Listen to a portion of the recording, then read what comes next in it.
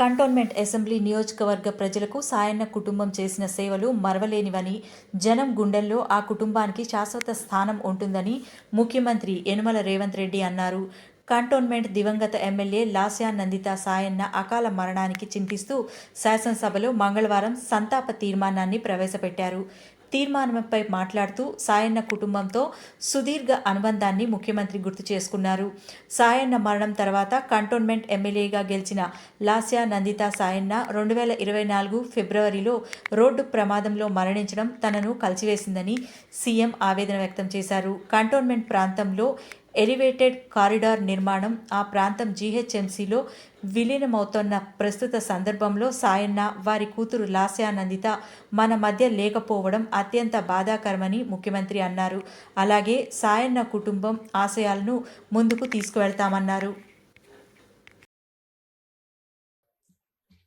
నాకు అత్యంత సన్నిహితులు, ఆప్తులు. 5 సార్లు శాసనసభ్యుడిగా సాయన్న గారు చేసిన ఎనలేని సేవలను దృష్టిలో పెట్టుకొని వారి వారసురాలుగా లాస్యనందితను కంటోన్మెంట్ ప్రజలు వారిని ఎన్నుకోవడం జరిగింది. వాస్తవంగా ఆ కుటుంబము ప్రజలతో ఉన్న సత్సంబంధాలు కంటోన్మెంట్ ప్రాంతంలోనే కాకుండా జిహెచ్ఎంసి పరిధిలో ఎవరిని అడిగినా కూడా ఆ కుటుంబం యొక్క ప్రజలతోనే ఉన్న సత్సంబంధాలు, ప్రజా సమస్యల మీద వారు చేసిన ప్రయత్నాలు ఎవరైనా చెప్తారు. ఆ కంటోన్మెంట్ ప్రాంత ప్రజలకు న్యాయం జరుగుతుంది, మేలు జరుగుతుందని చెప్పి వారు పరితపించారు. కానీ దురదృష్టవశాత్తు ఎలివేటెడ్ కారిడార్ల అనుమతి, అదేవిధంగా కంటోన్మెంట్ ప్రాంతాన్ని జిహెచ్ఎంసీలో కలపడానికి అనుమతి వచ్చే సమయానికి వారు లేరు. వారి వారసురాలుగా వచ్చిన లాస్య నందిత గారైనా ఆ సందర్భంలో ఉండి ఉంటే చాలా సంతోషపడి ఉండేవాళ్ళు. ఎందుకంటే సాయన్న గారి ప్రజలకు ఇచ్చిన మాట నెరవేరిందని.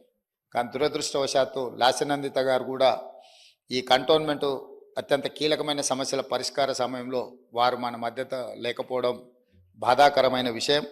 ఏది ఏమైనా కంటోన్మెంట్ ప్రజల హృదయాలలో సాయన్న గారు కానీ, సాయన్న గారి కుమార్తె వారసురాలు లాస్యనందిత గారు కానీ శాశ్వతంగా ప్రజల హృదయాలలో నిలిచిపోతారు. తప్పకుండా వారు ఏదైతే ఆలోచనతోని, ఏదైతే ప్రాంత ప్రజలకు సేవ చేయాలన్న ఆలోచన ఉన్నదో, మిగిలిపోయిన పనులు ఉన్నాయో అవన్నీ ప్రభుత్వం తప్పకుండా పూర్తి చేస్తుంది.